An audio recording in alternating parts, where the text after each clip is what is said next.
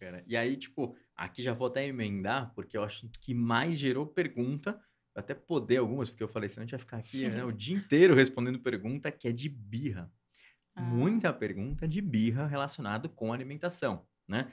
Então, por exemplo, o pessoal fala assim: "Ah, quais são as possíveis causas da birra na hora das refeições? Ou como lidar com as birras?". Então, pelo que eu entendi aqui, a grande maioria dos pais está tendo dificuldade na hora da introdução alimentar ou já passando a introdução alimentar na criança com os 3 anos, tal, basicamente do quê? Tipo, o filho não está comendo e ele faz birra para comer, que aí pode estar relacionado com doce ou não doce e tal, né. Como que funciona a posso te birra? fazer uma pergunta? Já, né, entrando nessa, eu tive uma live com a Vanessa Galvani. Você conhece a Vanessa Galvani? Ela faz uma abordagem muito legal. Nem a gente vai fazer uma segunda live sobre alimentação, mas é questão de birra.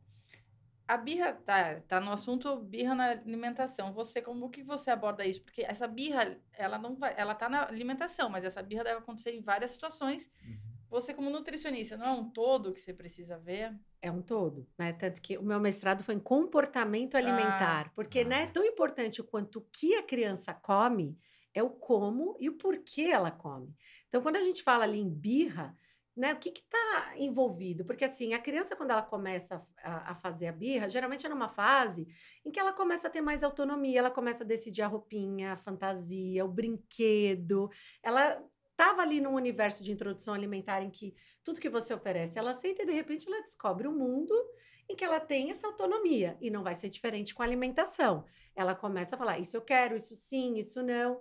E a forma como a família lida é muito uhum. importante, né. Então, quanto mais ela se sentir pressionada a comer é um problema, ou muitas vezes as famílias chegam no consultório e falam que ficam 1 hora, o almoço dura 1 hora tentando Hum. fazer essa criança comer. É Então uma imagina guerra, né, não é a almoço, né. aí fica tortura. chato para todo Exato. mundo, né? É uma tortura para a família e para a criança, né. Então, como é importante entender que, de fato, vai ser um tempo pequeno, ela não vai ficar muito tempo ali sentada. Na pandemia, isso foi muito intensificado, as famílias muito tempo em casa, então, assim, eu sempre brinco, metade do bumbum na cadeira e metade fora, porque a criança quer sair para fazer outra Uhum. coisa.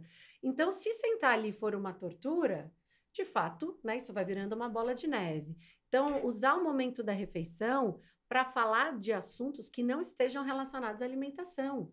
O passeio que vai fazer no final de semana, Hum. o desenho animado, a criança quando você vê, ela está ali recebendo atenção e conversando com você e quando vê ela está dando colherada.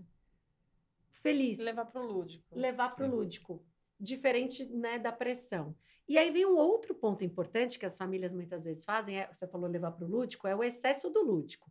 Aviãozinho, desenhar no Ah, Uhum. pratinho. Nossa, mas eu faço de tudo, eu faço aquele prato lindo, com carinha desenhada, fez palhacinho no pratinho. A criança percebe que todo esse teatro, entre aspas, é porque tem uma expectativa para que ela coma, logo ela se sente de alguma forma pressionada a isso. Entendi. Então, ver o quanto, né, o comportamento alimentar, entender o todo, tá? Tem alguma angústia para que essa criança coma? Essa criança come a quantidade adequada, mas ainda assim essa família insiste? Em que faixa etária ela está? Uhum. Para entender, ela está numa fase de maior autonomia ou não? Ou o problema já está instalado? Então, é um universo para poder identificar ali e poder ajudar essa família.